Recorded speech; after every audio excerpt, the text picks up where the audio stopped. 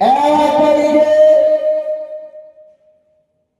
আমার নবী আপনার নবী দুনিয়া নবী হাবিবুল্লাহ জনাব মুহাম্মদুর রাসূলুল্লাহ সাল্লাল্লাহু আলাইহি ওয়াসাল্লাম মসজিদে নববীর মধ্যে প্রবেশ করছে।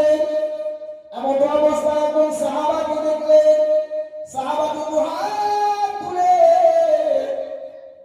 সূরা ইখলাসের কিছু শব্দ দ্বারা আল্লাহর দরবারে দোয়া করছে। ইয়া আল্লাহু ইয়া সামাদু ইয়া লাম ইয়ালিদ ওয়া লাম ইউলাদ ওয়া লাম ইয়াকুল লাহু কুফুওয়ান আহাদ। বলুন সুবহানাল্লাহ। নবী মুহাম্মদ সাল্লাল্লাহু আলাইহি ওয়াসাল্লাম যখন মসজিদে নববী শরীফের মধ্যে প্রবেশ করছে, নবী মুহাম্মদ সাল্লাল্লাহু আলাইহি ওয়াসাল্লাম শুনতে পেলেন আমার অমুক সাহাবী আল্লাহর কাছে দোয়া করছেন সূরা ইখলাসের কিছু শব্দ দ্বারা। নবী মুহাম্মদ সাল্লাল্লাহু আলাইহি ওয়াসাল্লাম এই দোয়া শুনে ওই সাহাবীর জন্য দোয়া করলেন, গফারাল্লাহু লাক গফারাল্লাহু লাক গফারাল্লাহু লাক। আল্লাহ পাক তোমাকে ক্ষমা করে দিয়েছে।